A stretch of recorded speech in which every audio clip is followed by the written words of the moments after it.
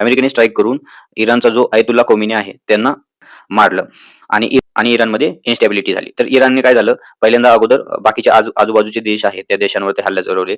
For example Qatar झालं, UAE झालं. UAE Dubai आहे. दुबईचा तर व्हिडिओ पण व्हायरल झालेला. आता मी तुम्हाला स्क्रीनवर दाखवतो. हे बघा. तर अशा प्रकारे जे आपण खूप वर्ल्ड फेमस आहे, त्याला आपण बुर्ज खलिफा म्हणतो. त्या बुर्ज खलिफावर पण इराणनं हल्ला केला. सौदी अरेबियावर पण केलं. अशा प्रकारे जर अशा घटना बघितल्या आपण, जगामध्ये जर बघितल्या आपण, तर रशिया युक्रेनमध्ये युद्ध चालू आहे. आता जस्ट पाकिस्तान अफगाणिस्तानमध्ये पण युद्ध चालू आहे आणि पाकिस्तानमध्ये आणि अफगाणिस्तानमध्ये पण खूप इन्स्टॅबिलिटी आहे. स्टॅबिलिटी नाहीये. तसेच पाकिस्तानचा जो पूर्व पंतप्रधान आहे इम्रान खान, तो अजून जेलमध्येच आहे. त्यानंतर अफगाणिस्तानमध्ये पण खूप प्रॉब्लेम आहेत महिलांच्या शिक्षणाचे. तसंच पाकिस्तानमध्ये पण आहे. बांगलादेशमध्ये पण आपण बघितलं, तिथल्या लोकांना जे शेख हसीनाचं गव्हर्नमेंट आहे, ते गव्हर्नमेंट पाडलं. म्यानमारमध्ये पण अजून मिलिटरी गव्हर्नमेंट आहे. नेपाळमध्ये जनजीचं प्रोटेस्ट झालेलं तुम्हाला माहितीच असेल. तसेच श्रीलंकेमध्ये पण आर्थिक संकट आलेलं होतं मागं, तर त्यावेळेस पण प्रोटेस्ट झालेले. अशा सर्व गोष्टी बघता आपल्याला खरंच आपण भारतामध्ये आहोत, तर खूप लकी आहोत. आपल्याला या गोष्टीचं रिअलायझेशन व्हायला पाहिजे. आता आपल्या देशामध्ये बघितलं तर बघा सगळे आहे. बरं, आपल्या देशामध्ये वाळवंट आहे. आपल्या देशाला समुद्र किनारा लाभलेला आहे. आपल्या देशाला हिमालय आहे. बरं, तसेच आपल्या देशाला घनदाट जंगलं आहेत.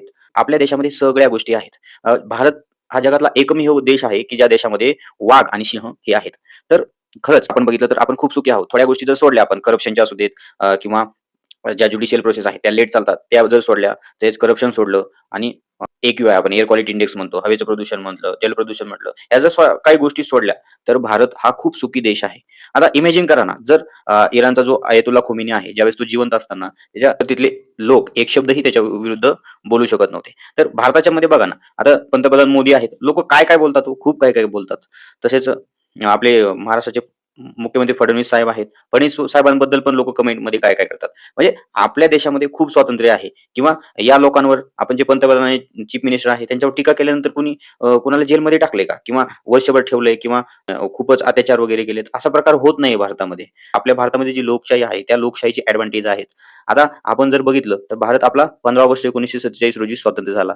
त्यानंतर जे संविधान लागू झालेलं आहे, तर ते अजून पण आहे आणि आपल्या देशामध्ये एकाही वेळा मिलिटरी शासन आलेलं नाहीये. तर तेच बघा पाकिस्तानमध्ये खूप वेळा शासन बदललंय, खूप वेळा संविधान पण बदललंय. आजूबाजूचे सगळे देश बघा तुम्ही. बांगलादेश बघा, श्रीलंका बघा, मालदीव्स बघा, पाकिस्तान बघा, अफगाणिस्तान बघा, इराण बघा, सौदी अरेबिया बघा, इराण, इराक सगळे बघा जे मिडल ईस्टचे. त्यांच्यामध्ये काही ना तरी काही प्रॉब्लेम झालेला आहे. तर आपण भारतामध्ये आहोत, तर खूप सुखी आहोत.